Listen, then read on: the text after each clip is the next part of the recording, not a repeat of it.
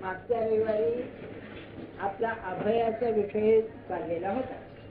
त्यामध्ये थोडस सांगायचं राहिलं. एक ओळी आपली राहिली, ओळी सांगितली आपली ती राहिली. तो विषय आज पूर्ण करून घेतो आणि मग पुढचं जे सत्वसंशुद्धी आहे त्याला लागला. ज्ञानेश्वर महाराजांनी 2 मार्ग सांगितले. कशाला? अभयाची लक्षणं म्हणून सांगितले. पहिला मार्ग असा म्हणाले की आपण संसारामध्ये घाबरतो. संसाराचा दरारा असा शब्द त्यांनी वापरलेला आहे बघा. कर्मा कर्माची या मोहरा आणि त्यात संसाराचा दरारा म्हणजे भय. आणि मग पुढे अथवा म्हणून दुसरा मार्ग सांगितला. हा संसाराचा दरारा म्हणजे काय आहे त्याची थोडक्यात सारांश सांगतो. पहिली गोष्ट अशी की आपण स्त्री पुरुष आहोत. यापैकी कोणालाच कधी भय वाटलं नाही का? ना, प्रत्येकाला भय आहे. भयातूनच चिंता निर्माण होते. आपल्याला अनेक वेळा मी सांगितलंय, बर्ट्रँड रसेलचं वाक्य फार मार्मिक आहे. Anxiety is the child of fear. चिंता जिथे आहे तिथे मागे भय असलंच पाहिजे. आणि जगात 2च व्यक्तींचं भय नाहीच होतं. एक ज्याला कशातच काही नाही, ज्याला आपण नंगा म्हणतो तो, किंवा वेडा. जगामध्ये म्हणतो आम्ही सत्पुरुष हा जगात असून नसल्यासारखा असतो. पण सामान्य माणसामध्ये ज्याला कशातच काही नाही, म्हणजे ज्याला एक प्रकारे प्रपंचाला अंक व्हावं तंक व्हावं ही बुद्धी जोडली नाही तो, किंवा वेळा. बाकी सगळे जे असतील ते भयानं झपाटलेले आहेत किंवा चिंतेने झपाटलेले आहेत. आपल्याला आश्चर्य वाटेल, ज्या परमार्थाने माणूस निर्भय व्हायचा त्या परमार्थाकरता प्रयत्न करणारे साधक सुद्धा चिंतेमध्ये असतात. आणि काय चिंता? एक उदाहरण सांगतो आपल्याला. एक रिटायर झालेले म्हातारे कानडी ग्रस्त होते, शिवप्पा नावाचे. त्यांना मी पाहिलेलं आहे. त्यांनी काय केलं, गजगला असं रिटायर झाल्यानंतर ते काय रोड इन्स्पेक्शनच्या याच्यावरती होते. त्याने आपल्या घराला लागूनच एक लहानशी खोली बांधली आणि तिथे एक वळकटी, तांब्याचं पाण्यापिण्याचं भांडे वगैरे एवढंच. 24 तास नामस्मरण करायचे. 24 तास म्हणजे जेवढा वेळ मिळेल तेवढा. 5-10 वर्ष झाल्यानंतर त्यांची अशी तयारी झाली की एकदा गजवहून फुलकोटी म्हणून एक 11 मैलावर गाव आहे. या सगळ्या एवढ्या डिटेल सांगायचं कारण असं की या सत्यकथा असतात. मासिकाच्या नव्हे, खऱ्या झालेल्या लाईफ जीवन पाहिलेलं म्हणून सांगतो आपल्याला. तेव्हा त्यांनी एक निरोप पाठवला होता तिकडे. तो माणूस निरोप घेऊन येत होता. त्याला यायला झाला उशीर. घरचाच माणूस. तेव्हा त्यांच्या मुलाने, तो मुलगा वकील होता, त्याने विचारलं की बाबा अजून आले नाहीत, तो रस्ता आला नाही, सांगतो म्हणाले. आणि डोळे झाकून बसले. तो म्हणले आता अमक्या ठिकाणी आलेला आहे. आता म्हणले तो रस्त्यात लघवीला बसलाय. आता तो बिडी पितोय. त्यांना ते सगळं दिसत होत. म्हणजे ज्याला इंग्लिश मध्ये क्लॅरव्हॉयंट व्हिजन असं म्हणतात, जी नामाने प्राप्त होते ते त्याला होते. एक प्रकारे दिव्य दृष्टीच असते. अशा अधिकाराचा मनुष्य 80-81 वर्षाचं वय, दुसरं काही नाही, नामात राहायचे आणि म्हणायचं असा आनंद होतो की बोलायची सोय नाही. त्याने आपल्या गुरुला विचारलं की मला अंतकाळी नाम येईल का नाही? माझी बुद्धी अशीच राहील ना, स्थिर राहील ना? इतकी काळजी माणसाच्या ठिकाणी खोल आहे. मग तुम्ही आम्ही जर कोणाला सांगू मला काही वाटत नाही, भय वाटत नाही, मनात म्हणावं हा बदमाश नाही, लबाड आहे. काय करावं, आम्ही ज्या प्रांतात जन्मलो आणि वागलो तिकडे शिव्या गाडी फार. मोगराईमध्ये तू सांगणं बरं नाही. चिवती हा शब्द तिकडे मामूली आहे. तो शब्द आला बुवा, जन्माची खोड मेल्याशिवाय जात नाही. हा, सांगण्याचा हेतू काय आपल्याला, की साधकाला सुद्धा अंतकाळ साधेल का नाही याची चिंता वाटते. याला मानसशास्त्रामध्ये फिअर कॉम्प्लेक्स असं म्हणतात. कॉम्प्लेक्स का, तर हा एक प्रकारचा गंड आहे. म्हणजे या भावने, फिअर भीती ही भावना आहे, त्याच्या भोवती अनेक तऱ्हेचे संस्कार एकत्र झालेले असतात, म्हणून त्याला कॉम्प्लेक्स म्हणतात, फिअर कॉम्प्लेक्स. आणि भीती आणि चिंता काढणं हे साधकाचं पहिलं कर्तव्य आहे. याच्यातून जी काळजी निर्माण होते, इंग्लिश मध्ये अँझायटी शब्द आहे बरं का, केअर नाही, मराठी इंग्लिश झालं अँझायटी. आणि या संस्कृतीचा एक महारोग असेल तर अँझायटी न्यूरोसिस हा रोग आहे. श्रीमंत असो, गरीब असो, विद्वान असो, अडाणी असो, व्यापारी असो, राजकारणी असो, वय झालं की काळजी काळजी काळजीने बेजार होतो माणूस. Anxiety neurosis. बरोबर, म्हणजे मन त्याचं ते चैनच पडू देत नाही. हा युरोपियन लोकांना अतिशय मोठा प्रश्न झालेला आहे, अतिशय मोठा. काळजी काळजी काळजी म्हणजे काय. आणि आपल्याकडे संस्कृत वचने चिंता समन्नास्ती शरीर पोषण, हा पोषण, हो शरीर शोषण आहे ना, असं गोष्ट खरी आहे. मन माणूस का काळजी करतो, मागच्या रेवर सांगितलेलं मी पूर्ण करतोय पाहिजे. माणूस का ही काळजी करतो, माणूस अपूर्ण आहे. अपूर्ण म्हटल्यानंतर त्याची पूर्णतेकडे धाव आहे. ज्ञानेश्वर महाराजांनी जो अर्थ सांगितलाय तो आधी सांगतो. अपूर्ण आहे, पूर्णतेकडे धाव आहे. ती पूर्णतेकडची धाव वासना रूपानं प्रगट होते. मला पैसा पाहिजे, कशाला पाहिजे, म्हणजे मी पूर्ण होईल, पूर्ण झालं की मला भय नाही. माझी प्रकृती बरी नाही का काळजी करतो, आणि मी मेलो तर काय होईल. मग प्रकृती बरी झाली की मला मृत्यूचं भय राहणार नाही, मी पूर्ण होईल. बरं का, जिथे तिथे त्या पूर्णतेकडे वासना रूपानं धाव आहे. बरं, वासना तृप्त करणे याच्या हातात नाही. जर असं असताना मला पैसा पाहिजे, पैसा मिळवणार, तर कशाला काळजी करतोय, माझ्या हातात आहे.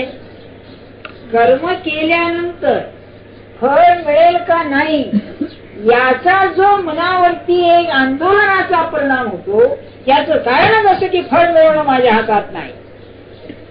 म्हणजे हुकमी मी अमुक करीनाच हे नाही. हे असल्यामुळे समर्थांनी एक फार सुंदर आर्ग्युमेंट केले राजुलामध्ये. म्हणाले, मी जर खरा करता असेल तर माझ्या म्हणण्याप्रमाणे व्हायला पाहिजे. ते जर होत नाही तर मी खरा करता कसा म्हणता येईल. ही गोष्ट खरी आहे. ज्याचं करते पण खरं त्याला काळजी लागत कामाची नाही, कारण फळ कार्याच आहे ते नाही. असा कोण माणूस आहे मला सांगा की जो कर्म केलं की आपको फळ मिळणारच असं सांगेल. नाही, गोष्ट नाही तसा. मग याच्यातून निर्णय काय, मानसशास्त्र असं सांगतं की मी अपूर्ण आहे ही जी जाणीव आहे, या अपूर्णतेमध्ये मला सुरक्षितपणा पाहिजे. अपूर्ण दिसतच आहे, त्या अपूर्णतेमध्ये मला सुरक्षितपणा पाहिजे. तो सुरक्षितपणा शोधणं माणसाच्या जीवनात प्रधान कर्तव्य आहे. पैसा मिळवणं, माणसांचं प्रेम मिळवणं, घरदार असणं, काय तुम्ही खटपट करा, मला तो सुरक्षितपणा पाहिजे. याला इंग्लिश मध्ये अति अप्रतिम शब्द त्यांनी वापरला, सिक्युरिटी. सिक्युरिटी ऑफिसर असतात ना, नाही का, ते काय करतात, आणि पोलीस लोक रिटायर झाल्यानंतर नेमतात तिथे. पण ही जी सिक्युरिटी आहे, सुरक्षितपणा आहे, याचा पायाच भुसभुशीत आहे. मी अशाश्वत, ज्याच्याबद्दल मला सुरक्षितपणा पाहिजे हे अशाश्वत, आणि ती जी क्रिया आहे सुरक्षितपणाची ती अशाश्वत आहे. म्हणून कृष्णमूर्तींचा एक फार अप्रतिम याच्यावर शब्द समूह आहे, द इनसिक्युरिटी ऑफ सिक्युरिटी म्हणा. कसे विचारवंत बोलतात बघा की अरे तुम्ही ज्या पैशाच्या जोरावर सुरक्षितपणा शोधता, त्या बँकेच्या बँक डुबली काय करणार हो, हे किती बरोबर आहे. ती इनसिक्युरिटी ऑफ सिक्युरिटी. आणि साधू संतांचं हेच म्हणणं आहे. महाराजांचं एक अप्रतिम वाक्य सांगतो, तुम्हाला भय वाटतं म्हणून तुम्ही आधार शोधता. बरं का, त्यांची भाषा आहे. आधार शोधता तो असा शोधता की त्या आधाराला आणखी कशाच तरी आधार लागतो. पण म्हणाले तुम्ही असा आधार शोधा की ज्याला कोणाचाच आधार नाही, असा असेल तर भगवंत आहे. म्हणून ज्याने भगवंताला झाला तोच निर्भय झाला, तोच खरा सिक्युरिटी त्याला आली. तुम्ही मला सांगा की बुवा आता घासलेला अंडरग्राउंड जाणार, अंडरग्राउंडच म्हणतात ना, काय होतं ते अंडरग्राउंड जाणार, म्हणून एक टीप भरून ठेवा बुवा, सुरक्षितच की नाही, सिक्युरिटीच की नाही. समर्थाने कधी विचार केला होता का भिक्षा मागताना की उद्या बुवा काय झालं, एकदम रेशन बंद झाले तर काय होईल माझं म्हणून. का तर आम्ही काय कुणाचं खातो, राजा राम आम्हाला देतो, हे कोणाला सांगितलंय त्यांनी. अरे एवढ्या कोट्यावधी लोकांना पोचणाऱ्या राजाला त्यांनी सांगितलेलं आहे. काय तेज आहे भगवंताच्या आधाराचं, काय तेज आहे बघा तुम्ही.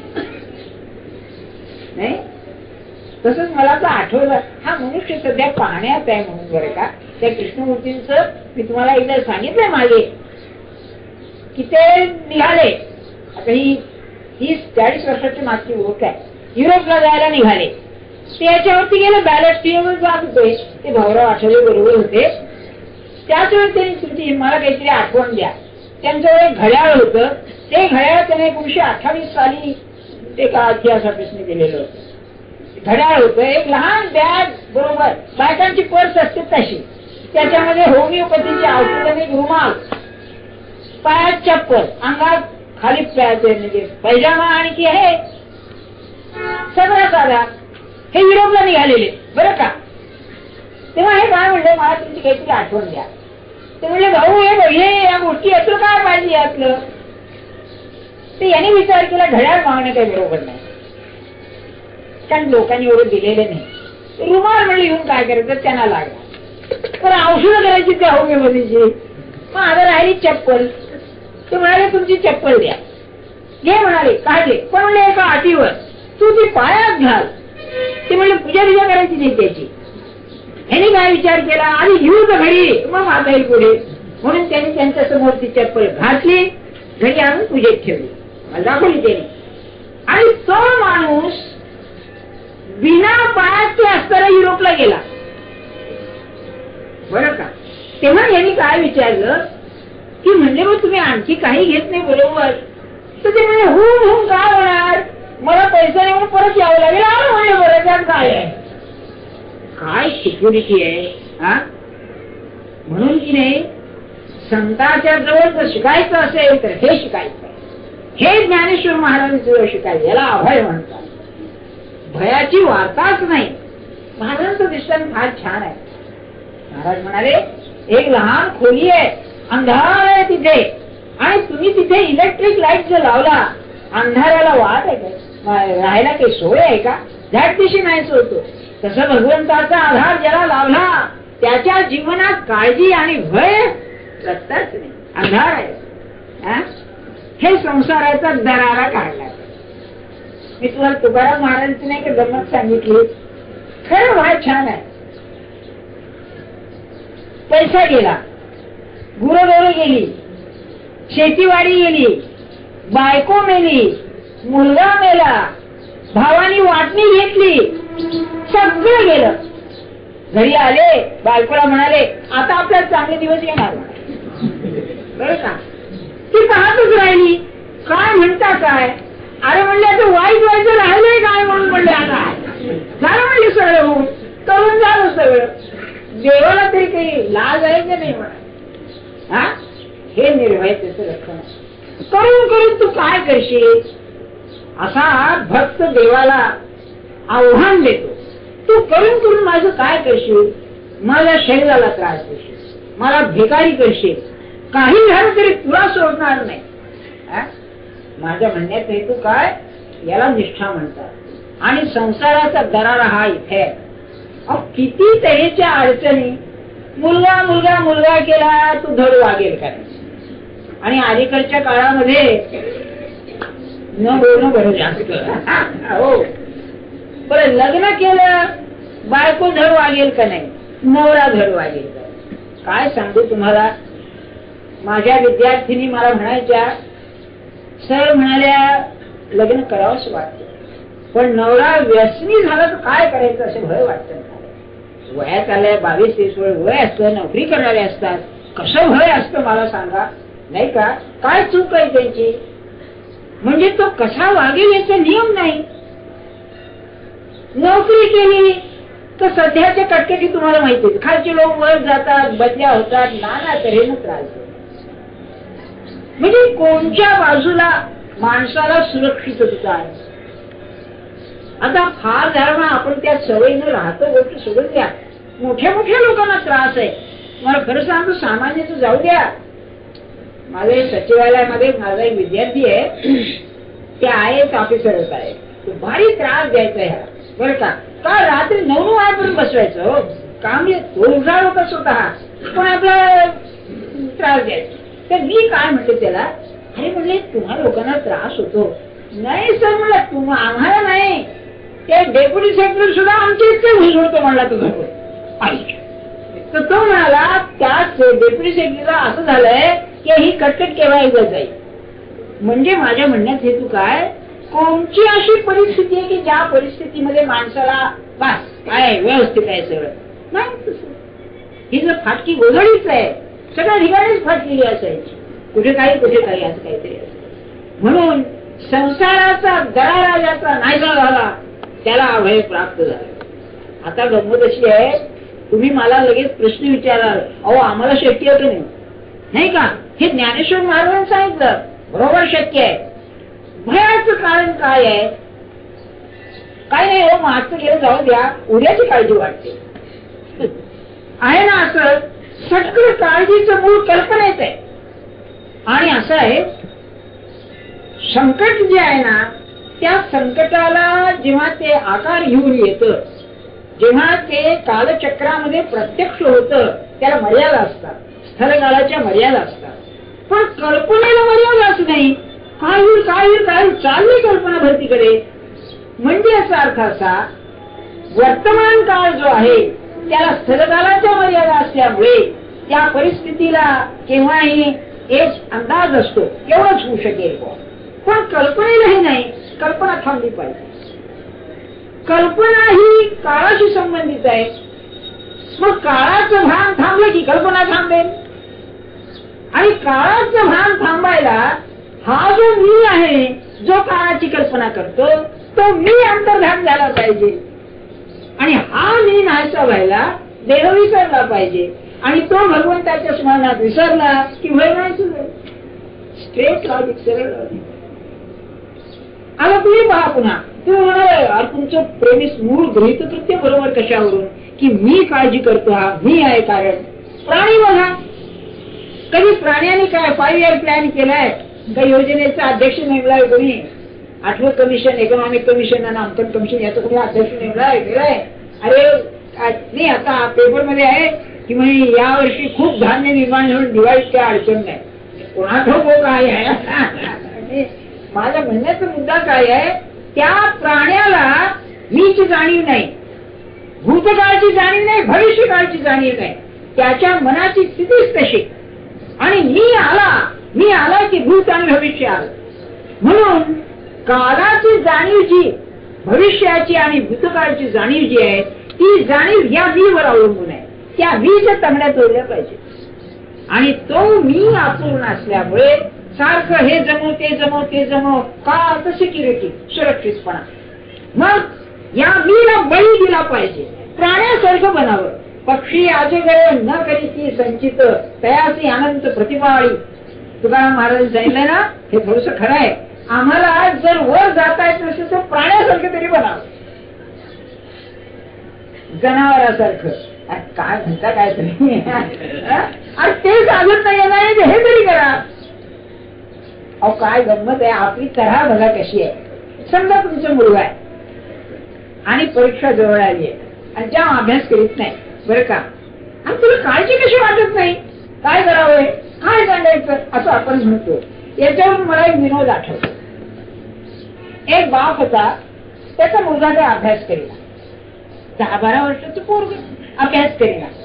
तेव्हा बाप काय म्हणाला, अरे अरे 39व्या वर्षी पंडित नेहरू काँग्रेसचे अध्यक्ष झाले, तुला ना अभ्यास तुला करीत नाही. तो बाबा म्हणे तुमचं वय किती आहे, तुम्ही काय दिवे लावले म्हणाला. तस तस अरे तुला काळजी लागत नाही, तू काळजी करीत नाही असं बाप मुलाला म्हणाला. आणि मुलाने प्रतिप्रश्न जे केला की बाबा तुम्ही काळजी करून काय दिवे लावले, त्याला काही उत्तर आहे का नाही.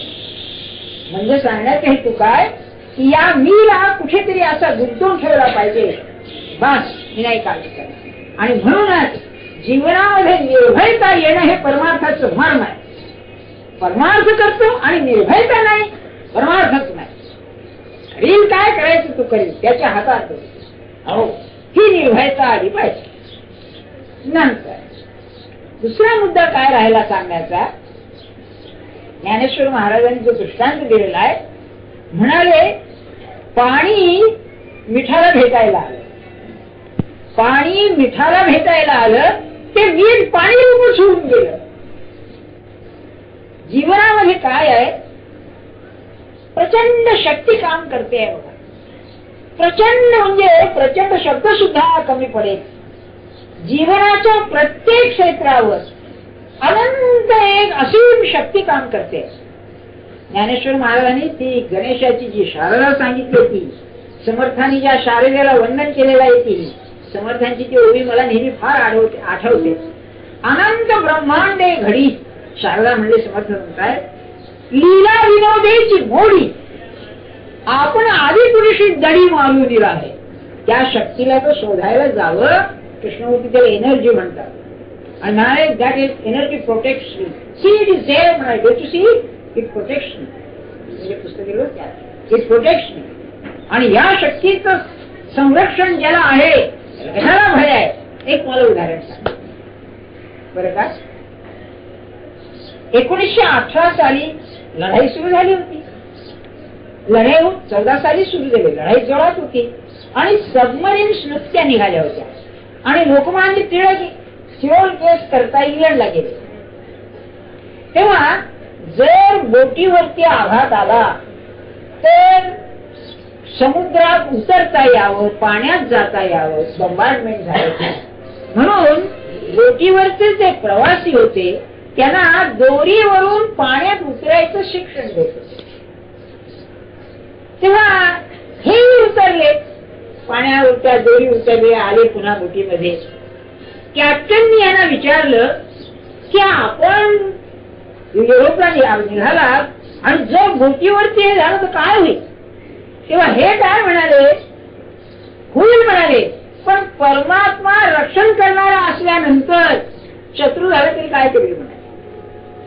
तेव्हा त्या शक्तीवर विश्वास हे खरं परमार्थ आहे.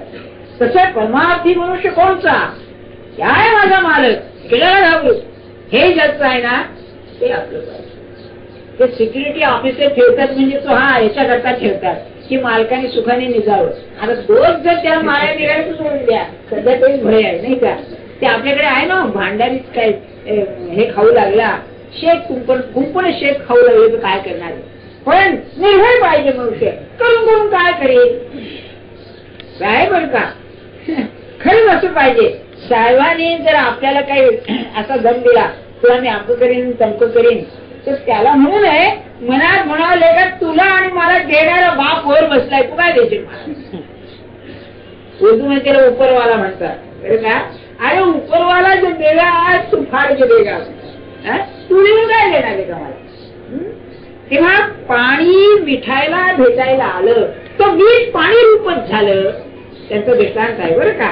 पाणी बुडवू जे मिठाते तेव्हा मीठच पाणी आते तेवी आपण झाले द्वैते नाशे.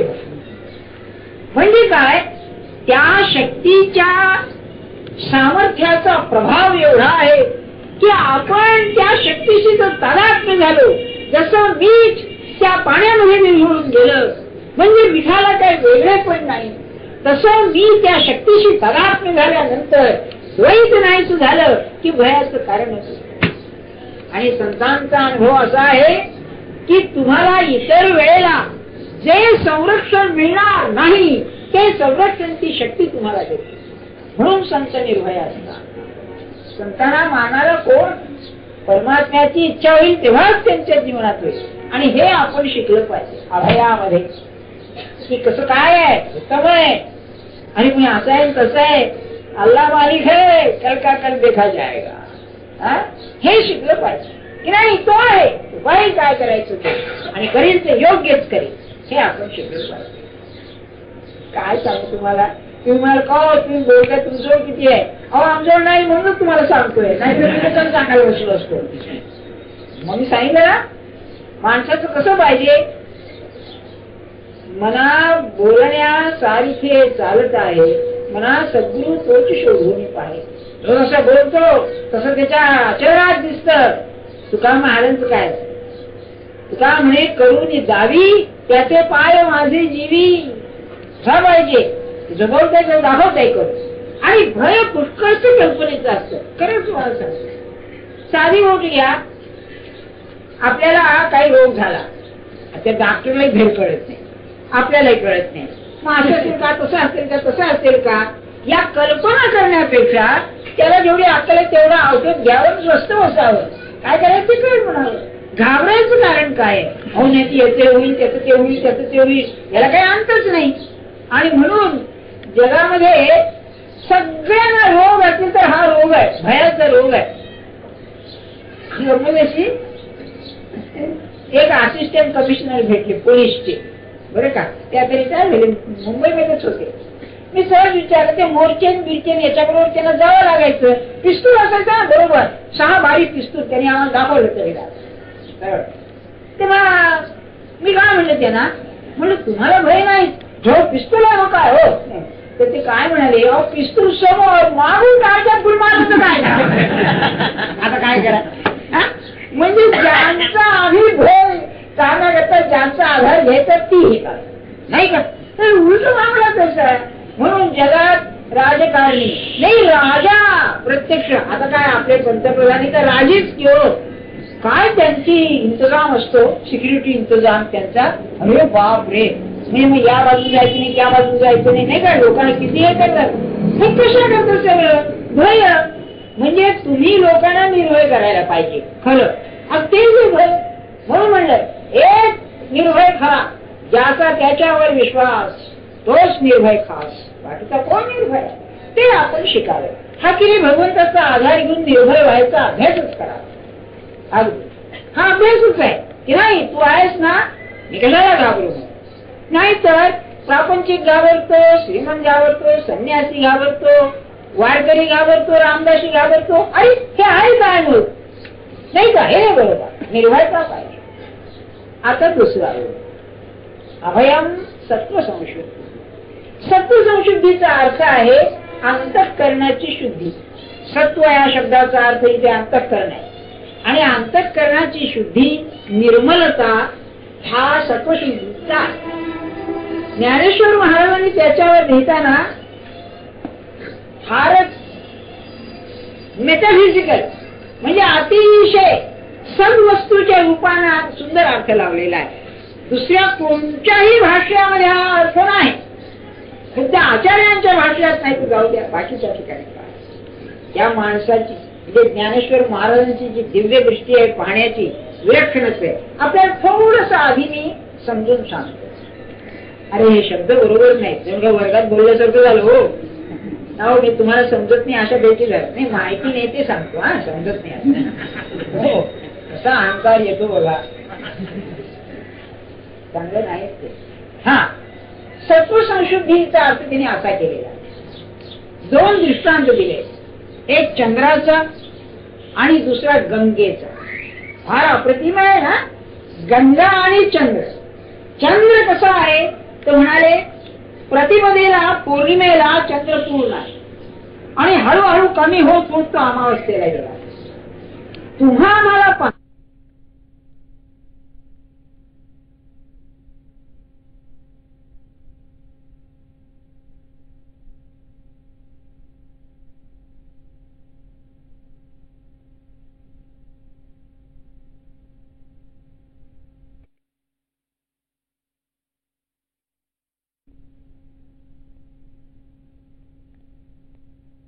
त्या श्रीकृष्णाबद्दल तिचं इतकं आपलेपण होत, रात्रंदिवस ती त्याचं चिंतन करत.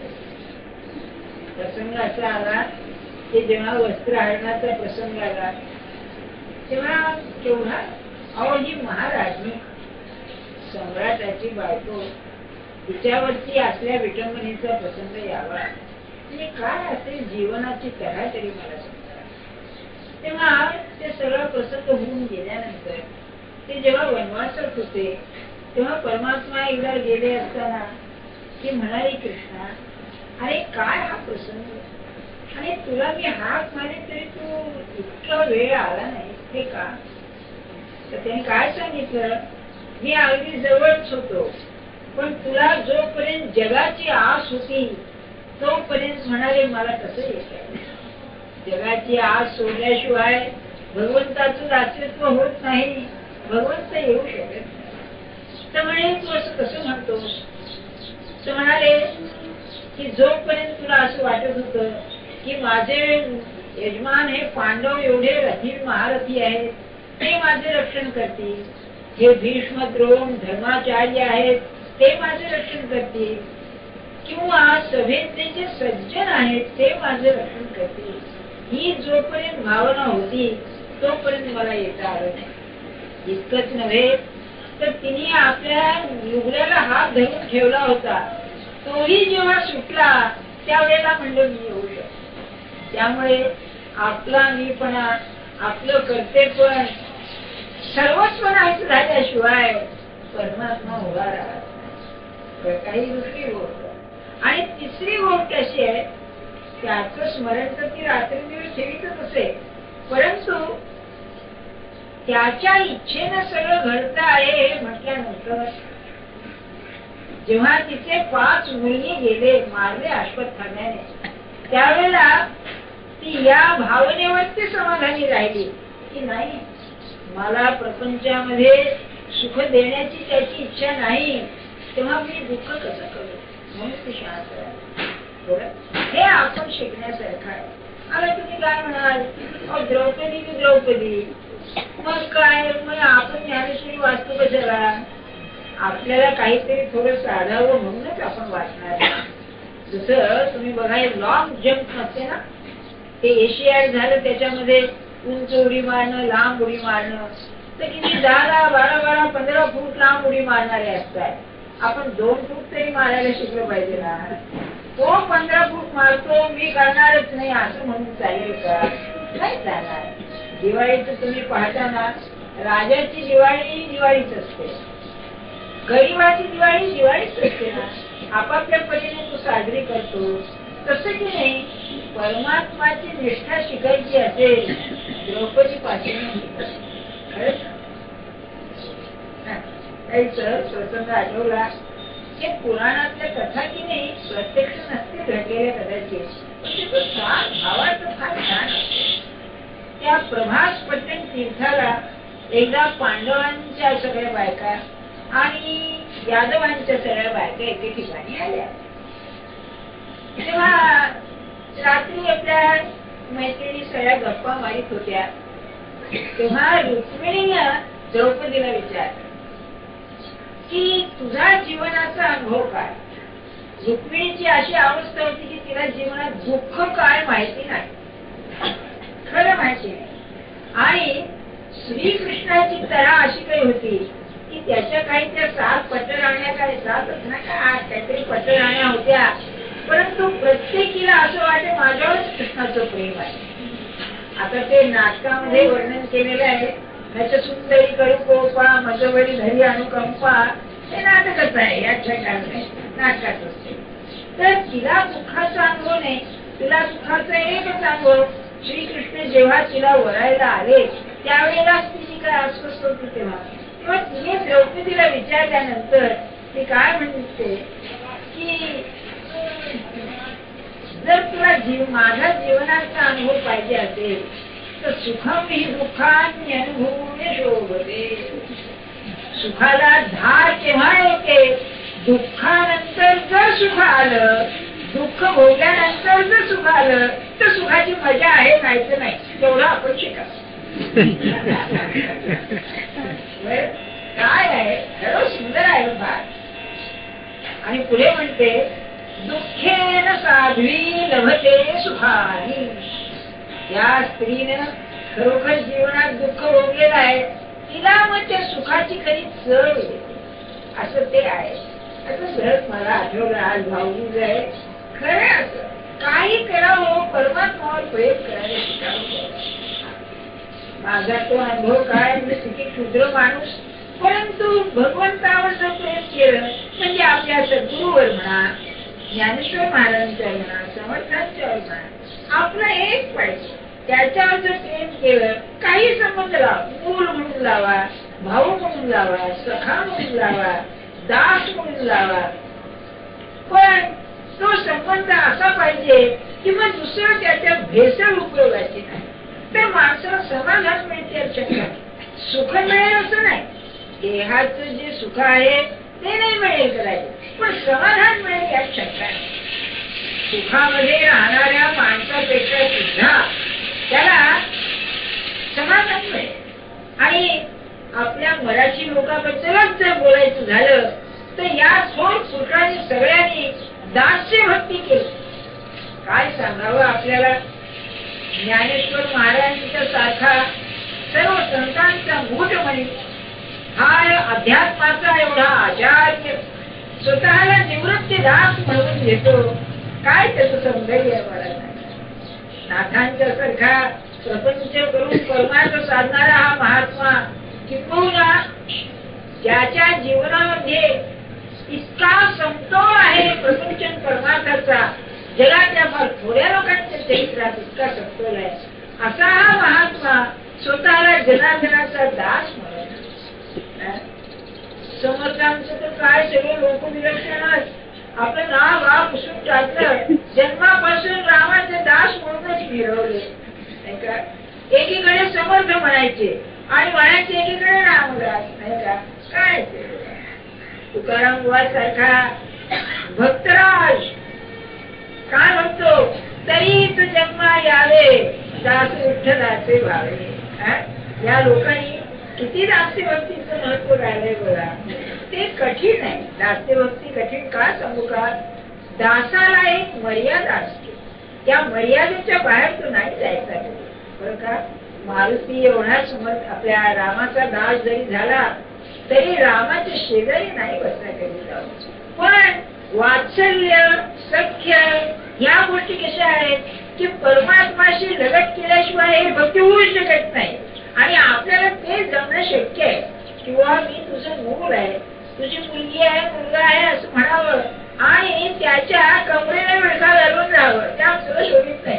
काय मला असं वाटतं की दूर उभे राहणारे दास जगामध्ये कार्य करण्याकरता चांगले, परमात्म्याशी गप्पा ठोकायला चांगले नाही, दुरून फिरच राहील ते आपल्याला सांगेल बरं का. तेवढं आपण करा. अर्जुनाचं नाही का आपल्याला माहिती आहे ना की जेवायला बसल्यानंतर जर याला जास्त झालं तर अर्जुन श्रीकृष्णाच्या पानात टाकीत असेल नाही. त्याला तो पश्चाताप झाला. खरं सोडून जेव्हा कळलं 11व्या अध्यायामध्ये हे शब्द विष्णू पाहिल्यानंतर घाबरला आणि म्हणाला अरे मी काय वागू तुझ्याशी. विहार शय्यासन भोजनेषु खेळण्यामध्ये निस्ता असताना किंवा जेवताना मी वाटेल तसा वेड्यासारखा तुझ्याशी वागलो. भगवंता क्षमा कर. आणि हे नको आता पुन्हा तुझं 4 हाताचं रूप मला दाखवतो. हे जे प्रेम आहे ना हे प्रेम दास्यामध्ये. प्रेम म्हणण्यापेक्षा हा जो गोडीचा संबंध आहे हा दास्यामध्ये. मी तर असं म्हणेन मधुर संबंधामध्ये सुद्धा पती पत्नींचा संबंध जो आहे तो अति मधुरच, त्याच्यामध्ये सुद्धा गोपींचा संबंध जो आहे तो आणि रुक्मिणीचा संबंध यात फरक आहे. कसा आहे, गोपींना तो मूलच होता, त्याला मोठा आहे आणि भावनाच नाही, आणि चेष्टा मस्करी जी चालते ती त्या संबंधात जेवढी चालेल तेवढी नवरा बायको चालणं कठीणच आहे. नाही मुद्दा सांगण्याचं काय काय करावं, त्याची मनोरचना जशी तसं त्याचं होऊन जावं हे त्याचं रहस्य आहे. बरं का, हे जर केलं ना तर जीवनात खरं समाधान आहे. मला नेहमी तुकाराम महाराजांची ओळ आठवते. आपण वर्षातून एकदा दिवाळी करतो आणि ती सुद्धा बेबीला कळ लावून करतो, पण महाराष्ट्राची दर्शन नाही. म्हणजे आम्ही काय करतो, दुःख विसरण्याचा प्रयत्न करून दिवाळी करतो, की दुःख विसरलं जात नाही. बरं का, पण तुकाराम महाराज म्हणाले, विठोबाचे लिंगर आम्ही आम्हा नित्य दिवाळी. त्याने काय परमात्मा जिथे आहे तिथे दिवाळी आणखी काय असणार, आनंद आनंदच नाही का. किंबहुना परमात्मा ज्याच्या पाठी उभा राहिला त्याला जगामध्ये दुःख आहे ही भावना सुद्धा आहे. लोकांनी त्याला दुःख द्यायचा प्रयत्न जरी केला तरी त्याला तसं दुःख माहित नाही. परमात्मा अशीच अशी असं करायचं, एवढं आपण करावं. आज दिवाळीचा शेवटचा दिवस आहे, खरं खरं परमात्म्याची प्रार्थना करा, आम्हाला तू दे. आता फार उशीर झाला, काळ फार वाईट यायला लागला, आपला प्रेम राहील असं झालं. जगात प्रेम किती कमी झालं बघा. माणूस हा माणूस राहिला नाही अशी स्थिती आहे. अशी याचं परिवर्तन काय होणार आहे कोणास ठाऊक. पण आपण आहोत ना, आपल्याला जगात राहायला पाहिजे, माणसात राहायला पाहिजे, कुटुंबात राहायला पाहिजे, आणि निष्प्रेम अशा वातावरणात आपण जर आहोत तर आपल्या पुढे आपण भगवंताशी प्रेम जोडू. आणि जसं शेक्सपियरने मर्चंट ऑफ व्हेनिस या नाटकात म्हटलेलं आहे, काय झालं, शायलॉकच्या विरुद्ध केस जिंकली पोर्शियाने. ती पोर्शिया पुरुषाचा ड्रेस घालून आली होती, ती जिंकली त्याने तिने आणि परत आली तर रात्रीची वेळ होती. घरी आली तेव्हा तिच्या घरामध्ये मेणबत्ती लावलेली होती.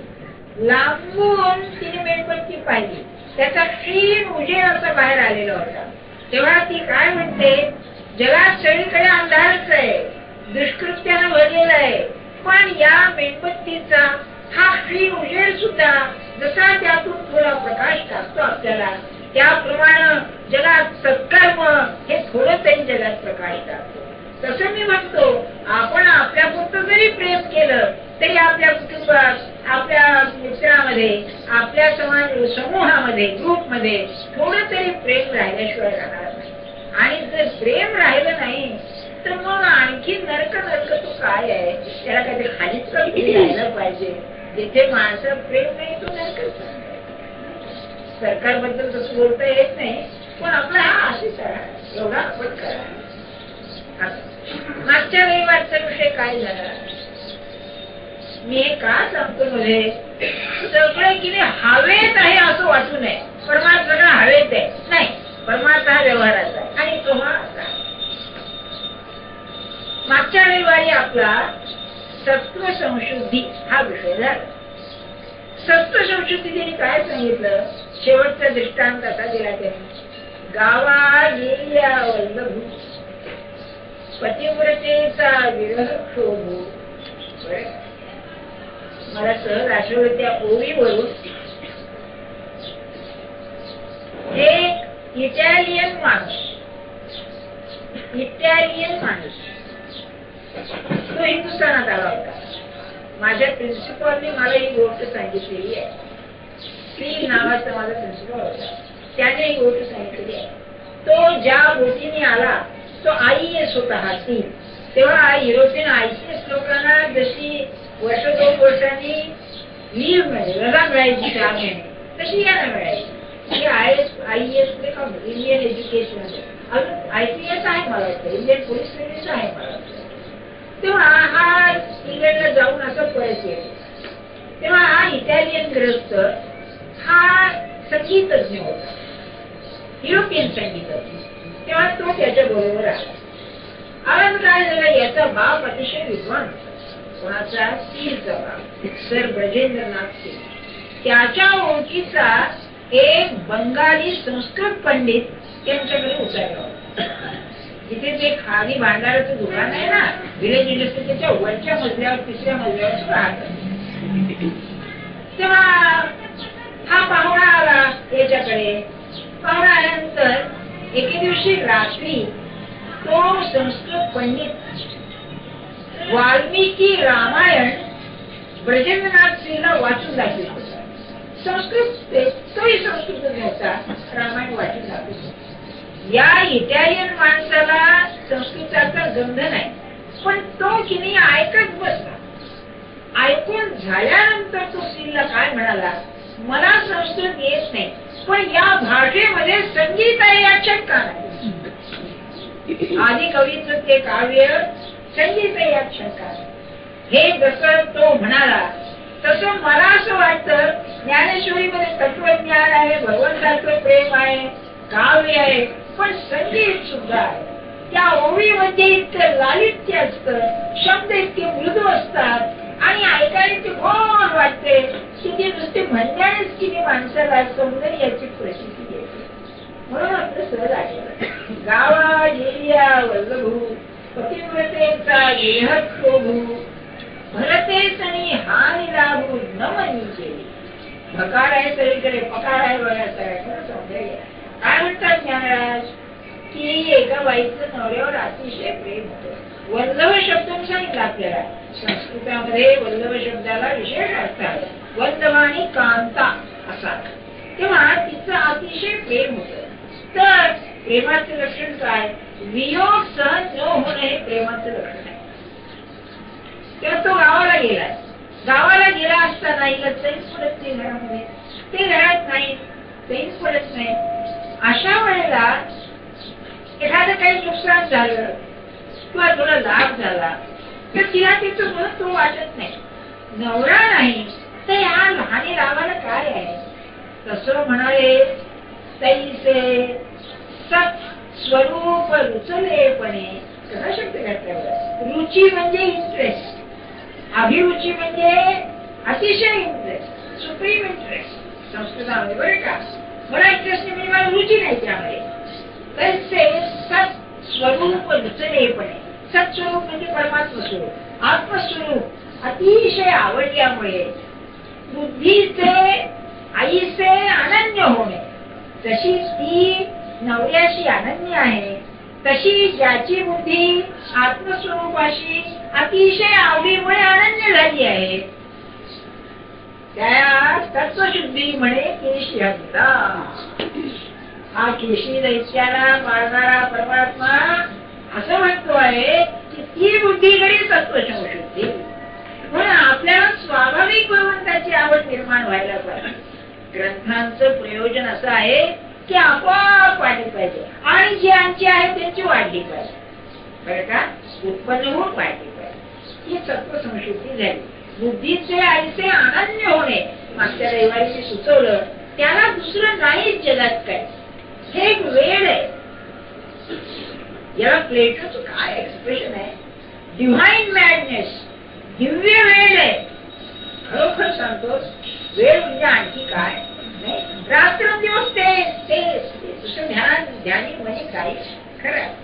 हे जे आहे याला सत्वशुद्धी म्हटलेलं आहे. काय सांगताय आपल्याला, दैवी संपत्ती सांगताय. दैवी संपत्ती कशाला, दैवी संपत विमोक्षाय. परमात्मा 3ऱ्या श्लोकात सांगताय, 4थ्या 5व्या, की दैवी संपत्ती ही मोक्ष देते, परमात्माकडे नेणारी आहे. म्हणून आपल्याला अभ्यास करताचे पाहिजे. आपल्या बुद्धीमध्ये रात्रदिवस ते पाहिजे. आता थोडं जे राहिलेलं आहे ते सांग. बुद्धीचा धर्म काय आहे. बुद्धीचा धर्म विचार करणं आहे. विचाराचा शेवटी परिवर्तन कशात आहे, निर्णयामध्ये आहे. हे मी मराठी शब्द वापरतो बरं का. निर्णय म्हणजे कन्क्लुजन. कन्क्लुजन कसं आहे, अतिशय निश्चित आहे. तो तुम्ही निर्णय घेतलात की निर्णयाला निश्चय आला, शंकाच. म्हणून बुद्धी निश्चयात्मिक आहे. आपल्याकडे सांख्यांनी असं सांगून ठेवलेलं आहे, बुद्धीचा मन संकल्प विकल्प करतं, बुद्धी निश्चयात्मक आहे. देहबुद्धी ते आत्मबुद्धी करावी. म्हणजे मी देह आहे हा जो निश्चय आहे तो पालटून मी आत्माच आहे असं निश्चय करा. त्याची बुद्धी फार अस्थिर आहे. म्हणजे काय निश्चय नाही. आणि परमार्थात सगळी भानगड असेल स्थिर बुद्धी होणार. दुसऱ्या अध्यायात बघून त्यांनी स्पष्ट सांगितलं स्थितप्रज्ञ स्थिरबुद्धी हे व्हायचं आहे. एकदा ठरलं की ठरलं. डिसिजन घेणारी साधी गोष्ट नाही आहे. आपल्याला अनुभव आहे नेहमीचा. हे करू का ते करू, ते करू का ते करू, अरे हे करू का ते करू म्हणजे निश्चय नाही. म्हणून संतांची गरज आहे व्यवहारामध्ये सुद्धा. मग काय करू तुम्ही सांगा. तुझी आता बाजूला ठेव म्हणजे सांगतो. ते आहे हे किती तुम्ही जीवन शिकून घ्या. एक मनाने ठरवा अंक ना अंक म्हणजे अंक मत आहे. हा बुद्धीचा जर सरळ विचार असेल तर बरोबर निर्णय येईल. आणि कन्क्लुजन तुम्हाला सांगतो काय गमत आहे. तर्कशास्त्राचे सुद्धा तर्कशास्त्र बोलण्याची उर्मी मला आलेली नाही हा. कारण जन्मवरती शिकवलंय. पण सांगतो की तुम्ही त्या गृहीत कृत्यावरून प्रेमिसेस वरून तुम्ही नाही तुमचं म्हणणं काय पटत नाही हा निर्णय बरोबर आहे. ही गृहीत कृत्य याच्यावर हाच निर्णय येणार. दुसरा निर्णयच होऊ शकत नाही. म्हणून बुद्धीचा धर्म जो आहे तो विचार करून निर्णय घेणं. बुद्धी अनन्य होते म्हणजे काय. त्या निर्णया व्यतिरिक्त दुसरा निर्णय खरा नाही ही ट्रुथ व्हॅल्यू आली. त्याला ही सत्याची भावना आली की अनन्य झाली. अगदी मी थोडं सांगतो ना आपल्याला जास्त सांगत नाही. ट्रुथ व्हॅल्यू म्हणजे काय. याच्या पलीकडे सत्य नाहीच. आणि माणसाची स्वाभाविक बुद्धी सत्यानुकूल आहे. सत्याची पक्षपाती आहे. जेव्हा एखादा समजा दुष्ट माणूस आहे त्याला तुम्ही पटवून दिलं तर्काने सिद्ध केलं हे अंक आहे हे चांगलं नाही तो करणार नाही. पण त्याची बुद्धी सांगेल बरोबर आहे. आणि सगळी भानगड काय आहे बुद्धी सांगते आपण ऐकत नाही. ज्याला आम्ही धर्म त्याची मी प्रवृत्ती. दुर्योधनाची अवस्था आहे. थोडासा दुर्योधन आपल्यामध्ये आहे. नाही तर मला सांगा इतके 15 अध्याय ज्ञानेश्वराने सांगितल्यावर पुढे ऐकायची राहिलंय काय ऐकायचं नाही का. तुम्हाला घरचं काम सोडून ऐकायला येतं म्हणजे अजून असं आहे. सांगण्याचा हेतू काय की त्या बुद्धीला दुसरा विचारच नाही. तेच खरं आहे. खरं तेच दुसरं सांगतो आपल्याला. माणसाचं प्रेम कशावरती बसतं. त्याच्या मते जे खरं आहे त्याच्यावरती प्रेम बसतं. असत्यावरती प्रेम राहणंच शक्य नाही. असत्य तो हेतू करता वापरी असत्य स्वार्थाकरता वापरी प्रेम नाही करणार. मी आपल्याला ते नेहमी उदाहरण देतो ना माझ्या विद्यार्थ्याचं. काय हाऊ एनलाइटनिंग म्हणजे काय प्रकाश पडतो सत्यावर. गोव्यातून एक माझा विद्यार्थी गिटारचा मुंबईला आला. कॉलेजमध्ये आला. बापाने एक 100 रुपयाची नोट दिली बरोबर. अतिशय जपून आणली. आणि आल्यानंतर त्याच्या बापाचं चार्टर्ड बँकेमध्ये खातं होतं. ते सांगितलं तुझा आमच्याकडे मोकळून घे. तो गेला. गेल्यानंतर काउंटरवरती 100 रुपये नोट दिली मोडण्याकरता. त्याने ती नोट पाहिली सांगितली नोट खोटी आहे. खोटी आहे म्हटल्यानंतर ज्याने ती इतकी जपून आणलेली नोट त्या काउंटरवरती सोडली चालत. काय झालं याच्यामध्ये जोपर्यंत ही नोट खरी आहे तोपर्यंत अतिशय प्रेम जपून आणली. खोटी आहे म्हटल्यानंतर कागद इतकी किंमत नाही. अरे तू दिसायला सुंदर छापलेलं कागद तो तरी जवळ ठेवावा. चारायला नाही की म्हणते 100 रुपयाची नोट बाहेर तेवढीही किंमत त्यांनी दिली नाही. याच्यापेक्षा महाराजांचं उदाहरण तर काय सांगू आपल्याला. एक बाई होती अतिशय नवरा बायको प्रेमळ. 2 मुलं होती. हा प्रेमळ नवरा. लोक म्हणायचे सीतारामाचं जोड आहे म्हणून इतकं प्रेम. नवरा दुर्दैवानं मेला. मेल्यानंतर बाईने डोकं फोडलं आरडाओरडा केला रडली. खोट नाही हा खरं. आणि उचलायचं जेव्हा प्रसंग आला त्यावेळेला मुलाच्या कानात सांगितलं हातात अंगठी आहे तेवढी काढून घे. काय जीवन आहे काय जीवन आहे की हा देह हा खरा नाहीये हा जाळायचा आहे. त्याच्यामध्ये खरं असेल तर अंगठी तेवढी खरी आहे बाईची नाही. माझं बरोबर आहे की नाही. असं माणसाचं खऱ्यावरती प्रेम असतं बघा. आणि आपली भानगड तिथे आहे, आपल्याला देव खरा वाटत नाही म्हणून सगळी अडचण आहे. तुम्ही सांगा हो मिस्टर, माझ्या मनात तुम्ही जर काय नाही का. म्हणून सगळी जे गोम असेल तर आपल्याला सत्याचं जे प्रेम आहे ते सत्य भगवंतच आहे असं वाटत. नाम घ्यायला कंटाळा काय येतो, नाम खरं नाही वाटतं म्हणून त्याच्यामध्ये खरे पण नाही, पण सांगणाऱ्यावरती एवढा विश्वास नाही. दोन्ही गोष्टी आहेत ना. सांगणाऱ्यावरती विश्वास जर असेल बरोबर आहे अगदी. तुम्हाला विश्वास शब्दाचा अर्थ माहितीये का? मी सांगतो आपल्याला. संस्कृत भाषा म्हणजे एक गौर बंगाल आहे बघा. आपण ते तसे अर्थ नाही. विश्वास म्हणजे विशेष रूपेण श्वसती विश्वासा, म्हणजे ज्या श्वासोश्वासामध्ये टेन्शन नाही, ताण नाही, स्वस्थपणा आहे त्याचं नाव विश्वास. जोपर्यंत तुम्हाला ताण आहे, श्वास रोखून धरलाय किंवा काहीतरी दडपण आहे मनावर, तोपर्यंत श्वास येत चालायचा नाही. पण हा झालं बुवाचा हे जे आहे ना याचं नाव विश्वास. म्हणजे त्या कल्पनेनं जीवनातला जो ताण आहे तो ताण जरा नाही जो होतो त्याचं नाव विश्वास. असं आपलं आहे का देवावर? श्रद्धाही नाही. कशी ती झाड धरणे, होळ ठेवणे. सत हे सत्याचं वैदिक रूप आहे. वेदामध्ये सत आणि श्रत दोन्ही एकच आहे. तेव्हा श्रत म्हणजे सत्य, त्याची जी धारणा, ते अंतःकरणाचे ठेवणं त्याचं नाव श्रद्धा. तुम्हाला गंमत सांगतो, विल्यम जेम्स हा मानसशास्त्रज्ञांचा मूळ आहे. युरोपियन अमेरिकन होता तो. युरोपियन नव्हे, अमेरिकन होता. तेव्हा त्याला त्याने काही संस्कृत वेळ वाचले नव्हते किंवा श्रद्धा शब्दाचा अर्थ केला नव्हता. पण त्यांनी फेथ याची व्याख्या दिली आहे. ती reality of the thing, the sense of reality. वस्तूवर श्रद्धा म्हणजे ती वस्तू सत्य आहे ही भावना असणं म्हणजे श्रद्धा. आमच्या देवावर विश्वास आहे का श्रद्धा आहे? कोणा दोघी नाही. परमात्माची आठवण झाल्याबरोबर आजारी असताना डाक्टर आल्यावर कसं वाटतं, आले भाऊ डाक्टर आता, हे जसं वाटतं तसं माझ्या जीवनात परमात्मा आल्याबरोबर स्वास्थ वाटत. तरी श्रद्धा हे बुद्धीत येणं म्हणजे सत्य. हे काय येत नाही, त्याला लागणारं जे स्वच्छपण आहे ते बुद्धीचं आपल्याजवळ नाही. म्हणून सत्व संशुद्धी म्हणजे निर्मळ अंतःकरण असं शंकराचार्यांनी अर्थ केलेला. स्वच्छ पाहिजे, सूक्ष्म पाहिजे, की गुरु सांगेल खरंच अगदी भांडणच नाही. त्यामुळे महाराजांचं एक वाक्य सांगतो आपल्याला. श्रद्धा म्हणजे काय हे सगळे आवडच बरं कसं. ते म्हणाले, गुरु शिष्य नदीच्या काठावरून चाललेलं आहे, वाळवंटातून चाललेलं आहे. 12 वाजेचं ऊट पडलेलं आहे, कडक ऊन, पाय भासताय. आणि गुरु म्हणाले, हा काय शांत चांदण पडलेलं आहे.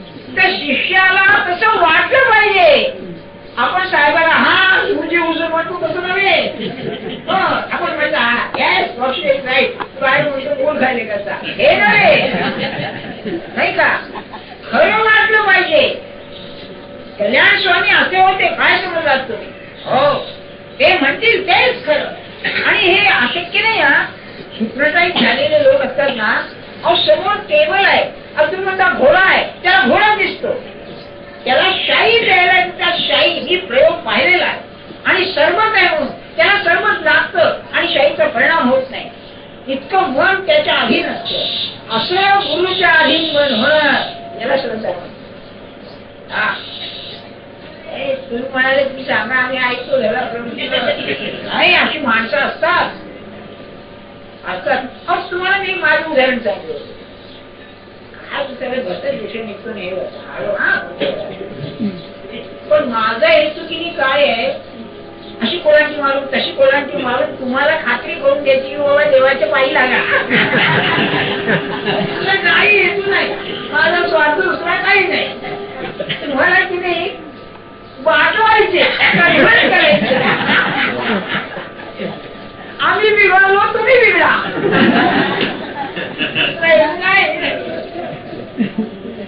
मला खमकी भेटतात ते तुम्ही द्या.